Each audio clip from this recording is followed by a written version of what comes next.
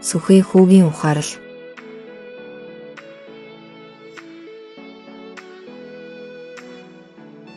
Энэ бол Сүхээ. Тэрээр зуны амралтаа найзуудтайгаа шинжлэх ухааны туршилт хийх, байгаль судлах, хамтдаа хөгжилтэй цагийг өнгөрүүлэхээр болсон. Хүүхдүүд хотоос гарч сүрсгэр сайхан ай модтой, дүнхийн харагдах уулстай үзэсгэлэн цусланд ирсэндээ баярлан өдөржин тоглож наадав. Дараагийн өдөр нь цуслангийн багш хүүхдүүдэд STEAM боловсролын талаар ярьж, гай модны экосистем хэрхэн ажилладаг, байгаль орчноо хайрлах нь яагаад чухал болохыг тайлбарлав.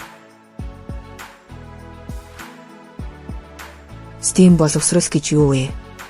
Өнөө үед мэдлэгээс гадна асуудал шийдвэрлэх, шүүмжлэлт сэтгэлгээ, бүтээлч байдал зэрэг цогц чадамж чухал болж байна.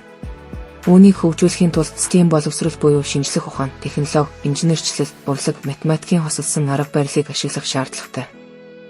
Та бүхэн аливаа зүйлийг яагаад, хэрхэн, юу болох вэ гэж бодож асуулт асуух дуртай юу? Энэ бол жинхэнэ шинжлэх ухаанч эрэл хайлт буюу scientific inquiry. Өнөөдөр бидний эргэн тойронд байгаа бүх зүйл робот, компьютер, байгаль орчин, шинэ нээлтүүд бүгд STEAM боловсролтой холбоотой. Мөн бид дэлхийд ээлтэй хамтдаа хөгжихийн тулд доктортой хөгжлийн боловсролыг чухалчилдаг.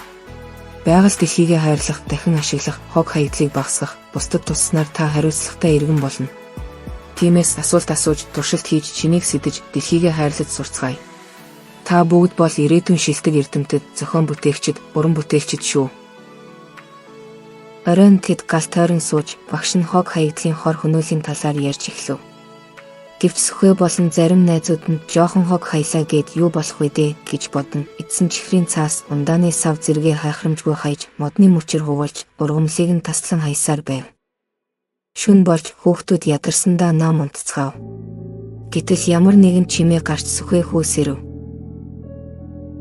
Хүү гайхан майхнаас гартал бүх зүйл өөрчлөгдсөн байлаа. Эргэн тойрон хог хаягдлаар дүүрч агаарт хортуудаа унаар сунаглаж амьсгалахад хүртэл хэцүү байлаа. Цааш явж байтал хүмүүс ямар нэг зүйлд очир дараалал аван зогсож байхыг хараад хүү гайхан ажиглав. Хүмүүсийн очирлож байгаа газрын дэргэд буй самбар дээр цэвэр ус уух, цэвэр агаараар амьсгалах зөвшөөрөл өгөгцөг гэж бичсэн байв.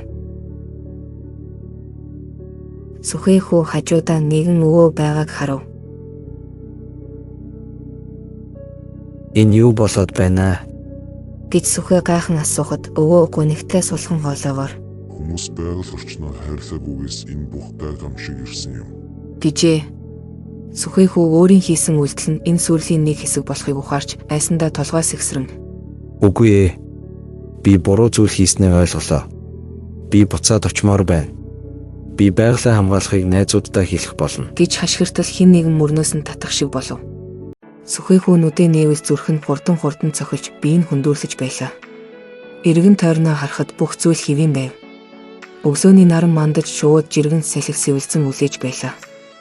Хүү цээж дүүрэн амьсгаа аван тэр даруй найзууд дээрээ очино. Би аимшигтай зүүдлээ. Хэрв байгальтайгаа ингэж харьцаар байвал би юу болохыг харлаа. Бид одоогоос эхлэн энэ сайхан газраа хамгаалж хайрлах хэрэгтэй. Бид байгаль орчноо бохирдуулж болохгүй.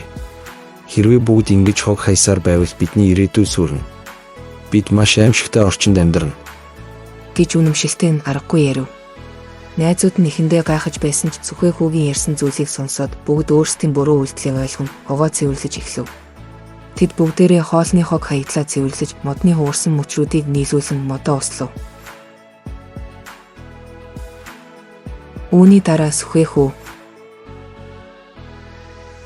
надад хогноос эрчим хүч гаргаж авах санаа бай. Ямар гоё санаа вэ? Хідүүлээ эхлээд энэ талаар мэдээлэл цуглуулъя.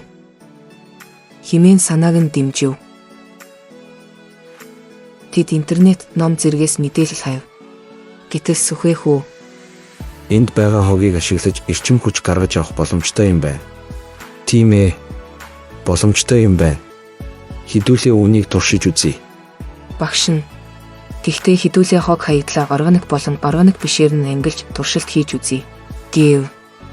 Ингээд тэд хогоо ангисны дараа таглаж чихтэй агааргүй орчинд 2-3 хоногийн турш байлгав. Эцэст нь тэд хог хаягдлаас эрчим хүч гаргаж авав. Сүхээ хүү органик хог хаягдлаас эрчим хүч гаргаж болдог юм байна. Гэхэд нэг найз нь Харин органик биш хог хаягдлаас эрчим хүч гаргаж чадсангүй. гэв. Багш нь та нар минь ямар мундаг юм бэ? Багш нь та нараараа бахархаж байна. Дараагийн удаад органик биш хог хаягдлыг боловсруулах өөр аргуудыг туршиж үзээрэй. гэв. Тэр явдлаас хойш Сүхбэ болон түүний найзууд хаа явсан газараа байгаль орчноо хайрлаж шинжлэх ухааны эрэл хайл, доктортой хөгжлийн боловсролыг ашиглан байгаль орчноо хэрхэн хамгаалах талаар судалж, бусдад ч бас уриалдаг болжээ.